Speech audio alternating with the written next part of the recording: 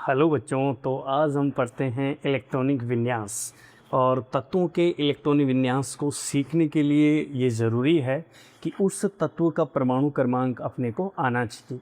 और परमाणु क्रमांक से जो मतलब है वो सिंपल देखो, अगर जिस तत्व का परमाणु क्रमांक आता है, परमाणु क्रमांक को किससे बताते हैं बच्चों? हम जेड से बताते हैं, ठीक है। और अगर देखो परमाणु क्रमांक जिसको आता है, इसका मतलब है उस बच्चे को प्रोटॉन की संख्या का पता रहता है। क्लियर है? और प्रोटॉन की संख्या का पता है तो उसे इलेक्ट्रॉन की संख्या का भी पता रहता है। और इलेक्ट्रॉनिक विन्यास में क्या करते हैं अपन? इलेक्ट्रॉनों का विन्यास ही तो है, इलेक्ट्रॉनों को सेट करना ही तो है उस परमाणु के अंदर, वो जो कोष हैं उनमें, ठीक है। तो एक चीज़ तो ये है कि जिस बच्चे को तत्वों का परमाणु क्रमांक का ज्ञान है, जेड का ज्ञान है, इसका मतलब उसको इलेक्ट्रॉनों का ज्ञान भी है। क्योंकि बात अपन स्टार्टिंग में जो भी करते हैं वो उदासीन परमाणु को ध्यान में रखते हुए करते हैं। इसका मतलब है जेड, पी और ई। किसी भी उदासीन अगर परमाणु की बात करोगे तो उदासीन परमाणु में बच्चों एक तो जेड, एक पी और एक ई, ये सब क्या होते हैं? इक्वल होते हैं, ठीक है। तो इसका मतलब है कि अगर उसे परमाणु क्रमांक का पता है तो कहीं ना कहीं उसे इलेक्ट्रॉनों की संख्या का भी पता है, ठीक है साहब। इलेक्ट्रॉनों की संख्या का पता लग गया साहब बच्चे को, तो फिर क्या करेगा वो? अब फिर उसके दिमाग में ये कि भाई इलेक्ट्रॉनों को भरूं तो मैं कहाँ भरूं? तो उसके लिए देखो, कोई भी एटम होता है तो परमाणु है, परमाणु में जो केंद्रीय भाग होता है वो न्यूक्लियस या नाभिक होता है। और न्यूक्लियस के चारों तरफ है ये आपके कोष होते हैं, ठीक है।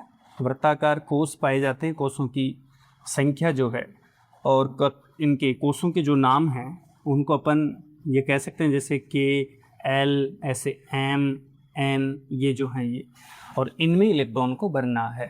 क्लियर? अच्छा, इससे पहले हमने एक चीज़ और समझ रखी है कि कोई भी जो कोष होता है, सेल होता है, वो किससे मिलकर बनता है बच्चों? उपकोषों से मिलकर बनता है। क्लियर है ये बात? उपकोष।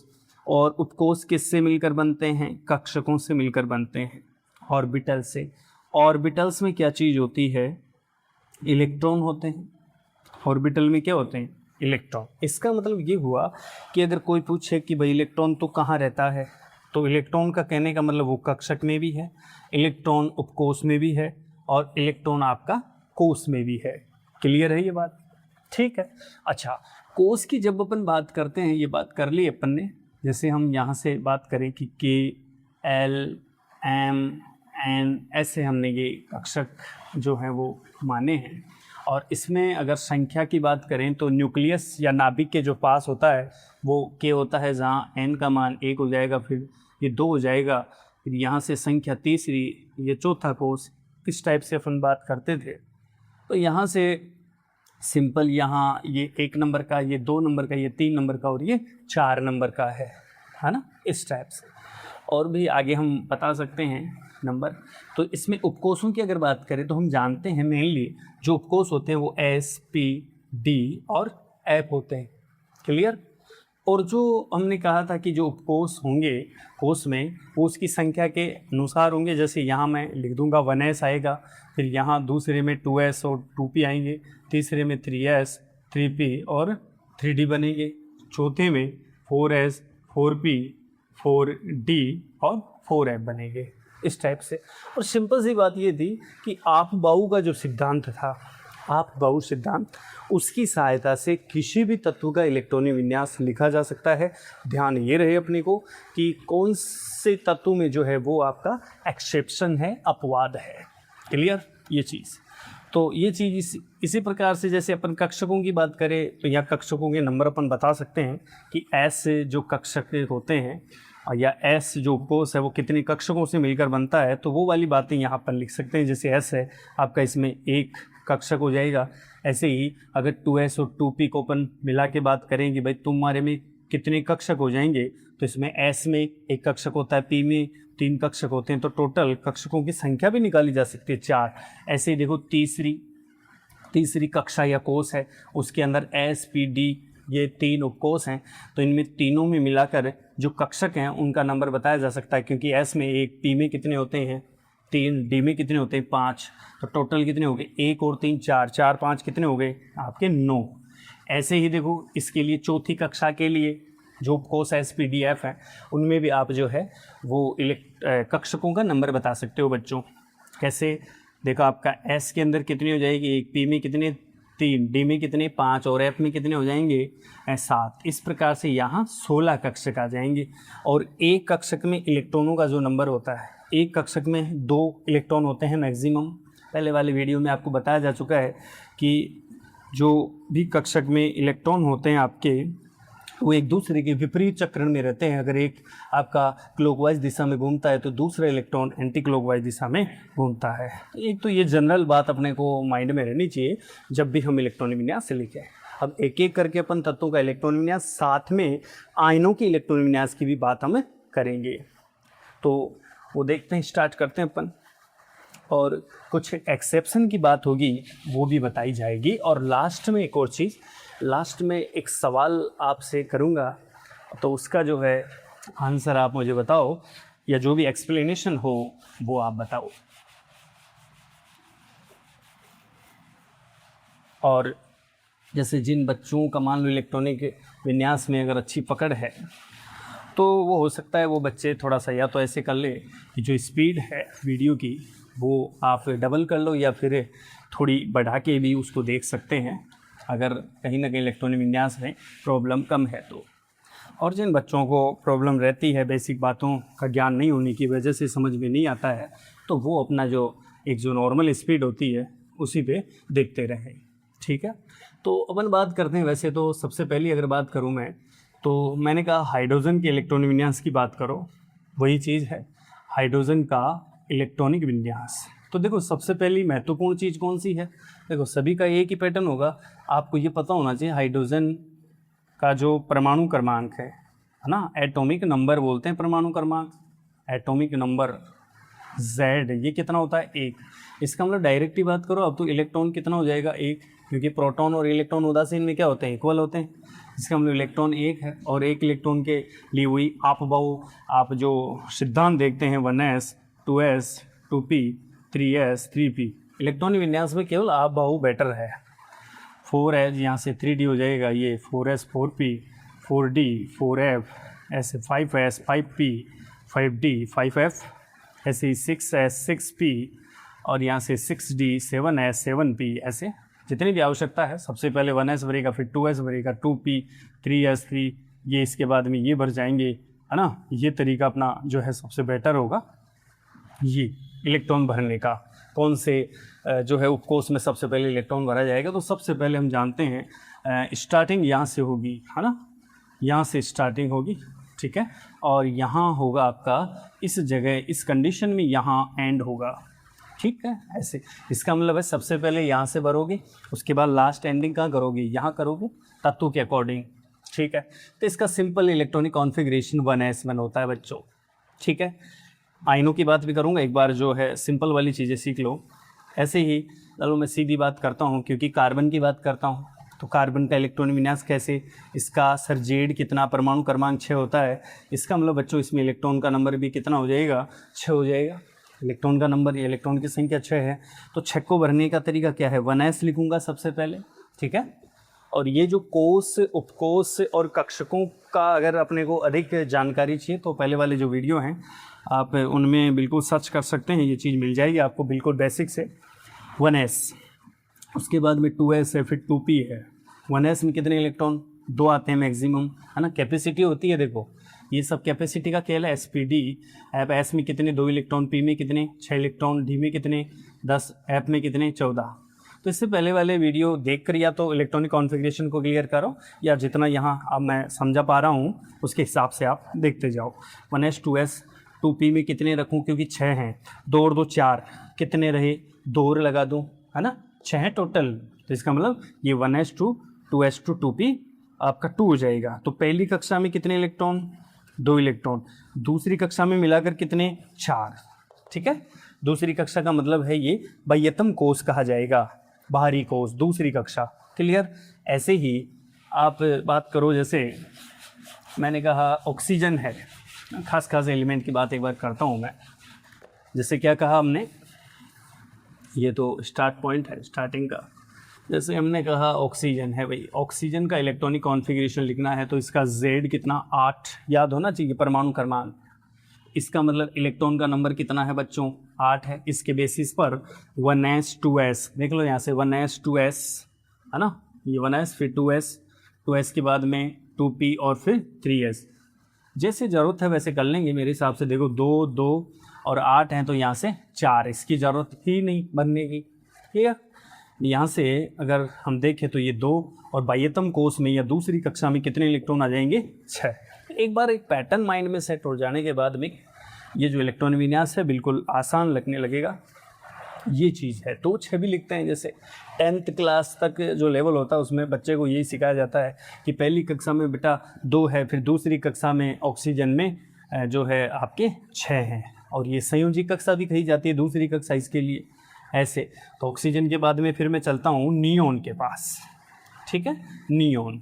अब नियोन का Z कितना 10, इसका मतलब याद होना चाहिए बच्चों इलेक्ट्रॉन कितने 10। ये अपनी थीम जो है वो चलनी चाहिए इसमें।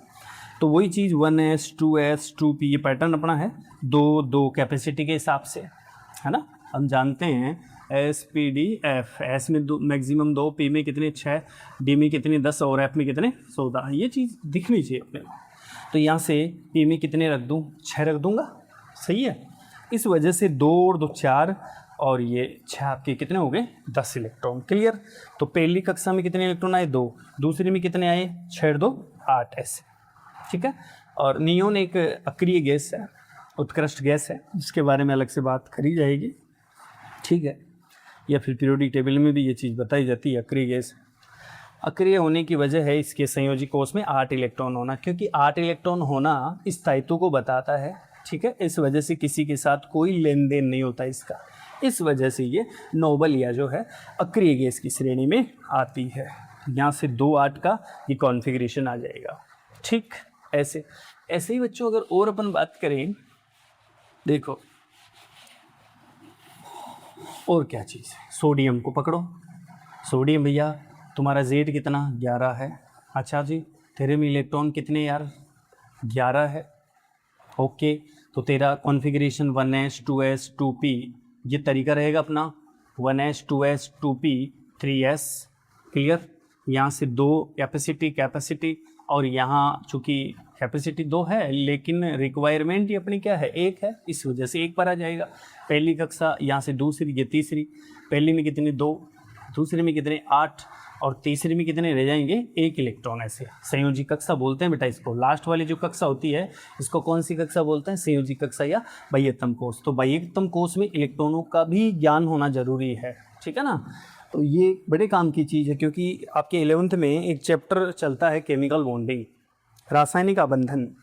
तो उसमें क्या होता है कि संयोजी इलेक्ट्रॉनों का पता रहता है तो स्ट्रक्चर वगैरह बनाने में आपको समस्या बिल्कुल नहीं आती है।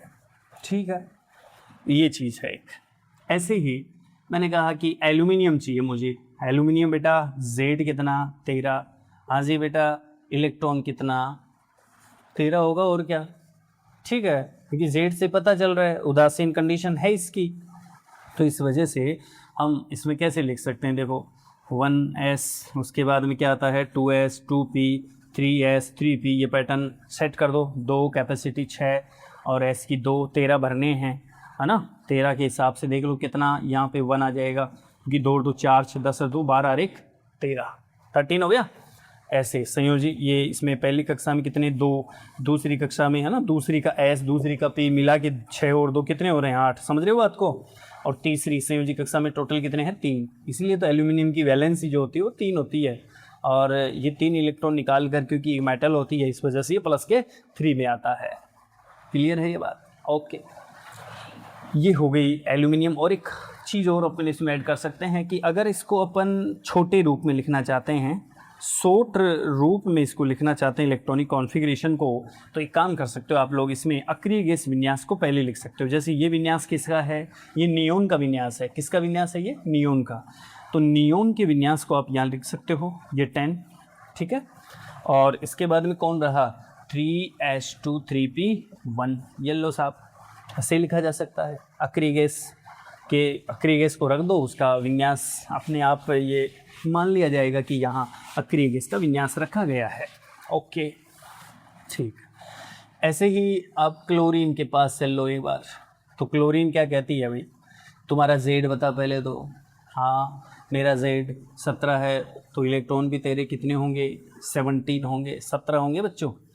तो इस वजह से यहाँ अगर इसमें 17 इलेक्ट्रॉन हैं, ठीक है, 17 इलेक्ट्रॉन है, तो फिर वही चीज़ें सब है ना, आप बाऊ से जो अपन चलते हैं उसके अकॉर्डिंग ये सारी चीज़ें होंगी। तो क्या कहता है आप बाऊ, आपका 1s 2s है ना, 2p 3s 3p, कैपेसिटी 2 2 6 2 और 17 हैं चूँकि, तो यहाँ पे कितने आ जाएंगे 5। लिखने का क्या तरीका हो सकता था, और अक्रिय गैस विन्यास को चिपका दो यहाँ पे। कौन है, नियोन है, नियोन में कितने इलेक्ट्रॉन होते हैं 10, यहाँ से 3s2 3p5। ये पैटर्न भी सेट कर सकते हैं। संयोजी कोष का मामला देख लो, संयोजी कोष में 7 इलेक्ट्रॉन है क्लोरीन में, ठीक है, ये चीज़ है 2 और 5 7। तो वैसे अलग अलग कक्षा के हिसाब से बात करोगे तो देखो बेटा के, और इधर कौन सी कक्षा एल के एल सॉरी एल, और इधर कौन सी आ गई के एल एन, ऐसे एम कक्षा।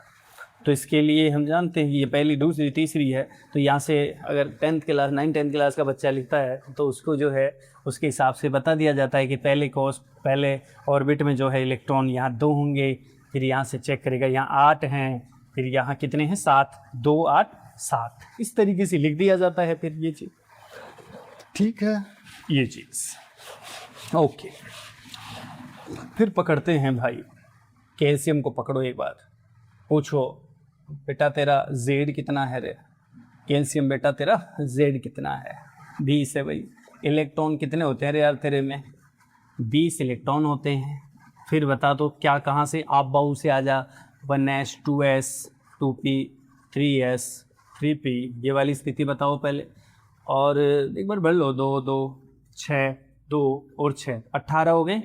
ऑर्गन का विन्यास होता है 18, क्योंकि ये तो पता रहना चाहिए अपने को। एटॉमिक नंबर जो है आपको बताया था कि आप पहले तत्व याद करा करो, है ना, 1 से लेकर 30 तक। अगर केमिस्ट्री का कोई भी ज्ञान नहीं है, शुरुआत में कम ज्ञान है, तो सबसे पहले क्या करो, इलेक्ट्रॉनिक विन्यास वगैरह सीखने के लिए सबसे पहले आपको तत्व याद करने पड़ेंगे। सबसे पहले 1 से 10 तक याद करा करो एलिमेंट, फिर आप 11 से 20 तक एलिमेंट याद करा करो, है ना, उसके बाद में 11 से 20, उसके बाद में 21 से 30, ऐसे धीरे धीरे याद कर लिया करो, कोई दिक्कत ही नहीं आएगी, है ना। और परमाणु क्रमांक साथ में रहना ही होता है। तो यहाँ से ये स्थिति तो ऑर्गन की है, 18 होता है ऑर्गन, परमाणु क्रमांक 18 किसका होता है, ऑर्गन का होता है।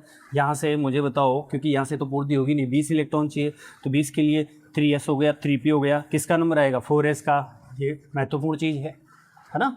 ये चलना पड़ेगा ऑबाऊ के हिसाब से आपको। ऑबाऊ से जो है, इससे बढ़िया जो इलेक्ट्रॉनिक विन्यास जो है आप नहीं बता पाओगे। हालांकि एक एटॉमिक स्ट्रक्चर में n+l का नियम भी होता है, उसके अकॉर्डिंग भी जो है वो भरे जाते हैं। तो यहाँ से 2 आ जाएंगे, तो ये सारा मामला पहली कक्षा में कितने इलेक्ट्रॉन 2, दूसरे में कितने 8, और तीसरे में कितने हैं बच्चों 8, और चौथी कक्षा जो बन रही है उसके अंदर आ रहे हैं 2। तो ये आपका कैल्शियम का इलेक्ट्रॉनिक कॉन्फ़िगरेशन ऐसे भी लिखा जा सकता है कक्षा के हिसाब से। संयोजी कोष में कितने इलेक्ट्रॉन हैं 2, संयोजी कोष कौन सा होता है, बाह्यतम कोष होता है, और कौन सा होता है, सही है, ऐसे ठीक है। तो ये चीज़ ये अच्छा, साथ में अपन बात कर रहे थे कि भाई इसमें जो आयन होते हैं, आयनों का भी तो इलेक्ट्रॉन विन्यास लिखा जा सकता है। यस बिल्कुल, क्यों नहीं लिखा जा सकता। तो अगर हमने कहा मेरे को लिथियम प्लस का इलेक्ट्रॉन विन्यास लिखना है, तो पहला काम तो ये कि भाई लिथियम तेरे में इलेक्ट्रॉन कितने। तो देखो अपने को लिंक तो है Z का, कि यार इसका Z 3 होता है। Z मतलब क्या, परमाणु क्रमांक। इसका परमाणु क्रमांक तो कितना होता है 3 होता है, लेकिन प्लस दे दिया है। इसका मतलब है मैं लिख भी देता कि यार इलेक्ट्रॉन तेरे में 3 होंगे, लेकिन कब, जब तो उदासीन होगा, न्यूट्रल कंडीशन में होगा। तो ऐसी स्थिति में तो यहाँ फिर एक इलेक्ट्रॉन चूंकि प्लस का साइन है, इसका मतलब कम हुआ है, पहले से कम हुआ है। ये क्या हुआ करता है, लिथियम। फिर मैंने कहा तू लिथियम प्लस बन जाए यार। ये कहता है कैसे बन जाऊँ, इलेक्ट्रॉन निकालूंगा तो बनूंगा। इसका मतलब इसने एक इलेक्ट्रॉन निकाला और लिथियम, क्योंकि यहाँ पर इलेक्ट्रॉन का नंबर 3 है बच्चों, जबकि यहाँ इलेक्ट्रॉन निकलने की वजह से इलेक्ट्रॉन का नंबर कितना हो गया 2। अतः यहाँ पे इलेक्ट्रॉन कितने हैं लिथियम प्लस में 2। ये महत्वपूर्ण चीज़ है, ध्यान रखने की चीज़। प्लस आएगा इलेक्ट्रॉन निकलेगा, माइनस आएगा इलेक्ट्रॉन जुड़ेगा। क्लियर, यहाँ से बिल्कुल सही है। 1s डाल दो, 1s के अंदर 2 इलेक्ट्रॉन, वेरी करो, ये लिथियम प्लस का इलेक्ट्रॉनिक कॉन्फ़िगरेशन हो गया। तो ये आयंस के लिए बात कर रहे हैं, आयंस का इसी मतलब इलेक्ट्रॉनिक कॉन्फ़िगरेशन, इलेक्ट्रॉनिक विन्यास, ठीक। और चलो दूसरी चीज़, मैंने कहा मुझे तो सोडियम प्लस का चाहिए, कोई बात नहीं, सोडियम प्लस भैया इलेक्ट्रॉन बता। यार जेड तो मेरा 11 होता है, अरे जेड से मतलब नहीं, इलेक्ट्रॉन बता। यार प्रोटॉन भी मेरे 11 होता है, अरे प्रोटॉन नहीं भैया इलेक्ट्रॉन बता। ये कहता है एक इलेक्ट्रॉन कम हो गया, तो इलेक्ट्रॉन कितने आएंगे, 10 आएंगे, प्लस का है पहले से कम हो गया, क्योंकि पहले 11 प्रोटॉन और 11 इलेक्ट्रॉन रहा करते थे जब ये उदासीन रहा करता था। इलेक्ट्रॉन 10 के हिसाब से नियोन का विन्यास है ये, तो 1s2 2s2 2p6, बोलो आई बात समझ लें, ये 1s2 2s2 2p6 इसके हिसाब से। तो वही चीज़ें सब पहली कक्षा में 2 है, इसकी दूसरी में कितने हैं, 8 है। ये जो है नियोन का कॉन्फ़िगरेशन है, नियोन तत्व का, Ne का, ओके। ऐसे और भी, जैसे ये प्लस का है तो हम माइनस की बात भी कर सकते हैं भाई। जैसे मान लो कोई कहता है कि मुझे तो F माइनस का चाहिए, कोई दिक्कत नहीं है। सबसे पहली चीज़, फ्लोरीन तेरा Z कितना, फ्लोरीन कहती मेरा Z 9 है, लेकिन इलेक्ट्रॉन ग्रहण किया है नॉर्मल, ऐसी स्थिति में इलेक्ट्रॉन जुड़ा है इसके अंदर, इलेक्ट्रॉन जुड़ के इसने बनाया F माइनस। पहले कितना हुआ करते थे, फ्लोरीन में 9 हुआ करते थे, लेकिन एक इलेक्ट्रॉन ऐड होने की वजह से फ्लोरीन माइनस में कितने इलेक्ट्रॉन हो जाएंगे, 10 इलेक्ट्रॉन। क्लियर है ये बात, क्लोरीन का खुद का 9, एक इलेक्ट्रॉन ऐड हो गया, F माइनस में कितने हो गए, 10। किसका विन्यास बना दिया बच्चों, नियोन का विन्यास बना दिया इसने। तो इसीलिए इलेक्ट्रॉनिक कॉन्फ़िगरेशन अगर इसका लिखेंगे तो फ्लोरीन का जो इसी से मतलब इलेक्ट्रॉनिक कॉन्फ़िगरेशन शॉर्ट में, तो इसका हो जाएगा 1s2 2s2, Z 9 है लेकिन इलेक्ट्रॉन का नंबर कितना, 10 इलेक्ट्रॉन जुड़ने से, और 2p ये आपका 6। क्लियर, 2 और 2 4 और 6 10, ऐसे। तो ये ऐसे है, और भी चीज़ें हो सकती हैं, जैसे O-2 है, इलेक्ट्रॉन कितना, डायरेक्ट बात करो, परमाणु क्रमांक कितना होता है इसका, Z परमाणु क्रमांक होता है सर इसका 8, 2 इलेक्ट्रॉन जुड़ गए, परमाणु क्रमांक के हिसाब से इसमें इलेक्ट्रॉन पहले शुरू में कितने हुआ करते थे, 8 इलेक्ट्रॉन, लेकिन -2 का मतलब इलेक्ट्रॉन कितने बढ़ गए हैं, 2 इलेक्ट्रॉन का नंबर कितना हो गया है, 10, इसलिए कॉन्फ़िगरेशन क्या हो गया, 1s2 2s2 2p वही 6 की इसका विन्यास है। ये वास्तव में नियोन जो तत्व है उसका विन्यास है, जो कि एक अक्रिय गैस है, नोबल गैस है, ठीक है। इसके बाद में और भी हैं, वैसे नाइट्रोजन -3 है, काफ़ी सारी चीज़ें, पर एक बार एक तरीका होना चाहिए कि अगर धनाइन आता है आपका, धनाइन है तो इलेक्ट्रॉन कम करना है, सही है। अगर कोई ऋणाइन आता है बच्चों तो इलेक्ट्रॉन आपका जुड़ना है, बढ़ना है, इलेक्ट्रॉन क्या करना है, बढ़ाना है, और यहाँ कम करना है अगर धनाइन आता है तो, सही है।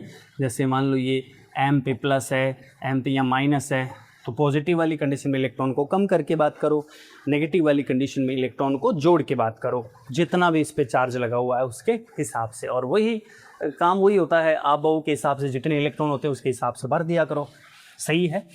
ये चीज़ हुई अपनी 1 से 20 तक के जो एलिमेंट है उनका इलेक्ट्रॉन विन्यास यहाँ देखा। और इसमें साथ ही हम जानना चाहते हैं कि परमाणु क्रमांक जो है आपका 21 से लेकर 30 की बात करना चाहते हैं, जो कि स्कैंडियम से आपका जिंक चलता है। इसमें कुछ एक एक्सेप्शन भी है भाई, और एक्सेप्शन का भी ध्यान रखना पड़ेगा, और हालांकि उनका रीज़न भी है सब। देख, तो स्कैंडियम के लिए अगर विचार करोगे कोई दिक्कत नहीं है इसमें। देखो स्कैंडियम का ही देखते हैं पहले, सबसे पहले। हाँ जी बेटा जी, तुम्हारा Z कितना, 21। हाँ भाई स्कैंडियम तुम्हारा Z कितना, 21। तो इसका मतलब तेरे तो इलेक्ट्रॉन भी 21 है, क्योंकि तेरे पे कोई चार्ज ही नहीं है, तो न्यूट्रल है, उदासीन है। उदासीन वाली कंडीशन में Z, P और E सब क्या होते हैं, इक्वल, इस वजह से इलेक्ट्रॉन 21 है। ओके, तरीका अब 1s 2s 2p 3s 3p 3p के बाद में कौन है, 4s। ओके, और 4s के बाद में कौन आ जाएगा, अगर इलेक्ट्रॉन को पूरी तरह नहीं भर पाए तो फिर ऐड करना पड़ेगा, ऑफकोर्स ऐसी स्थिति आएगी। 1s2 2s2 2p6 3s2, फिर क्या करूँ, 3p6 4s2 3d1, ऐसे 21 में देखो, है ना। और वैसे भी देखो लास्ट में देखो तो देखो 21 स्कैंडियम में 21 है, 21 में 2 और 1 आता है, ये तो ट्रिक है सीधी, 2 और 1 आता है, S में 2, 3D में कितने आ जाएंगे, 1। इस तरीके से भी अपन बात करते हैं वो, तो वही चीज़ें हैं सब। ये ऑर्गन का विन्यास है, शॉर्ट एंड स्वीट करने के लिए आप इसे ऑर्गन विन्यास ऑर्गन लिख के और फिर क्या कर सकते हो 4s2 3d1, ये पहले भरा जाएगा 4s, उसके बाद में 3d भरा जाएगा। ये महत्वपूर्ण चीज़ है, ठीक है ना। दोनों में पहले भरने वाला कौन है 4s है, उसके बाद में कौन भरेगा 3d। 4s की एनर्जी क्या होती है कम, और इसकी एनर्जी होती है ज़्यादा। कम एनर्जी वाला, कम ऊर्जा वाला पहले भर जाता है, ठीक है। उछल कूद कम करता है, कम ऊर्जा वाला ज़्यादा करता है, ऐसे। ये हो गया इसका। और देखो इसका चाहिए सब, टाइटेनियम, वैनेडियम, क्रोमियम जो भी है वही पैटर्न चलेगा। जैसे वैनेडियम तो वो 23 वाला मामला है, Z कितना 23, इलेक्ट्रॉन कितने 23, ओके। इलेक्ट्रॉन 23 को भरना है कैसे, अब्बव से 1s 2s 2p 3s 3p और 4s और 3d ऐसे। तो ये 2 2 6 2 है ना, समझ में लगभग आ गई होगी चीज़, इसलिए थोड़ा सा आप में फास्ट चल रहा था कि वही है, क्योंकि कैपेसिटी है सबकी। देखो p की 6, s की 2 चल रहा है, p की 6, s की 2, d की 10 है, लेकिन रिक्वायरमेंट ही नहीं है इतनी अपने को। कितनी है वो रख दो, 3 है मेरे हिसाब से। तो देखो ये लास्ट में जो एक सिस्टम बना अपना 2 3 का 23 का, वही तो है ये 2 3। ट्रिक्स है, याद हो जाता है ऐसे कई बार, अगर बच्चा भूल भाल जाता है कहीं तो ये चीज़ भी काम कर जाती है आपकी,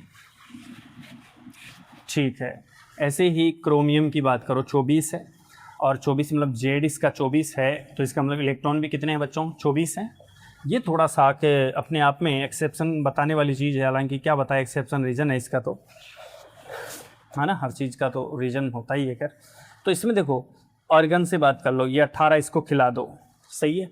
इलेक्ट्रॉन 24 है, 24 में से 18 आर्गन को खिलाओ।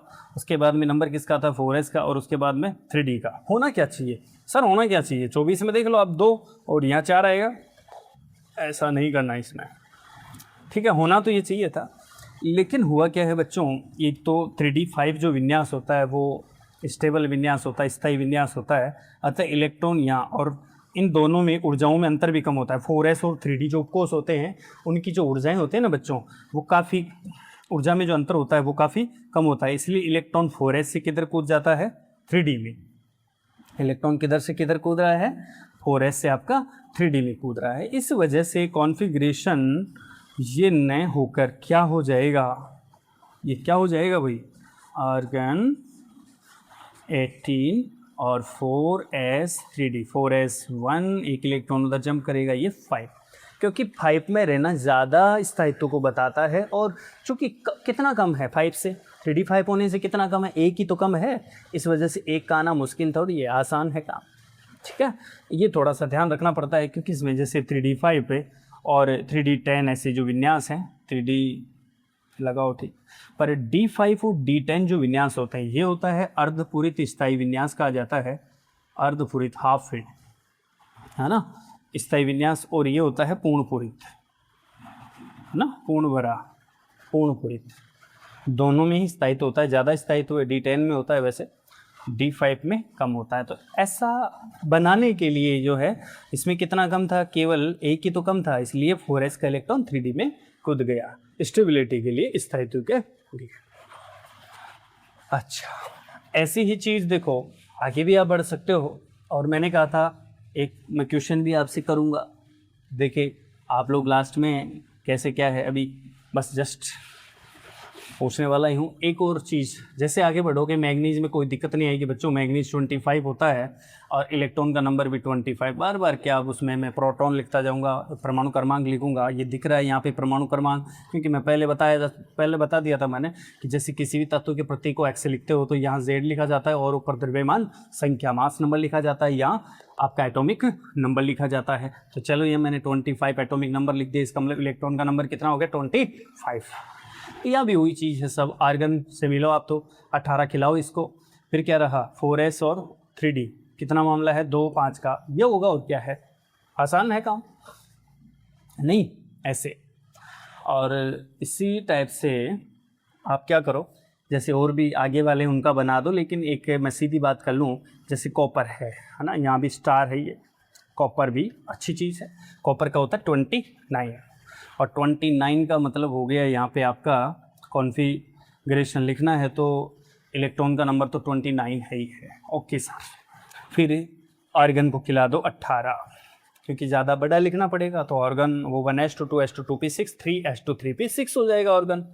और यहाँ से अब चल लेंगे कहाँ, लास्ट में 4s और 3d का मामला रहता है ना बच्चों, सब आप बाबू से कराया मैंने। देखो पहले आप बाबू जो थ्योरी है वो हमने समझी भी है। यहाँ से 2 करूँगा, इसके हिसाब से बात करोगे सर 2 9 आने चाहिए।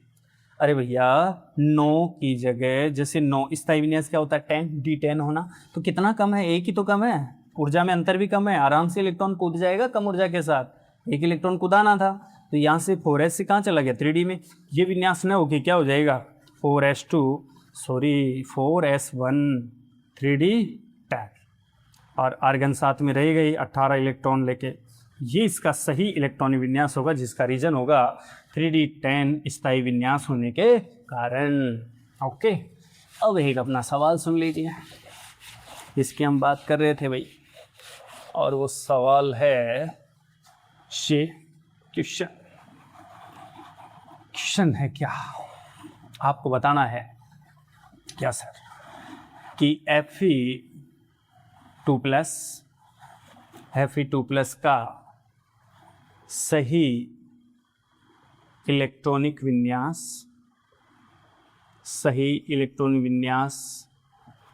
है। जैसे ऑप्शन दे देता हूँ, चलो मैं आपको, ये फर्स्ट, ये सेकंड, ये थर्ड और ये फोर्थ, ऑप्शन के हिसाब से चलते हैं, है ना। ठीक है भाई, मैंने लिखा नियॉन 10 और यहाँ लिख दिया नियॉन के हिसाब से बात होगी तो 3s2 3p6 ऐसे कर दिया। फिर चलता हूँ आर्गन से, मिलता हूँ आर्गन 18 खिला देता हूँ इसको, और फिर यहाँ लिख दिया मैंने 3d 4s के हिसाब से चाहिए 4s2 और 3d, और फिर इसका रीज़न भी आपको बताना पड़ेगा कि ये कैसे आया है, और नहीं फिर मैं आपसे करूँगा चर्चा कि कैसे हुआ ये सब। और यहाँ से 3d मैंने कर दिया 6, ठीक है। आगे देखो क्या हो सकता है, यहाँ ऑर्गन लिख दिया ये 18 और यहाँ मैंने कर दिया है ओनली 3d 6, और एक ऑप्शन बनाया है बच्चों आर्गन 18 4s2 3d 4, ये चीज़ है। इसमें आपको बताना है कि कौन सा ऑप्शन बिल्कुल सही है। तो मिलते हैं फिर से नई क्लास के साथ। ओके।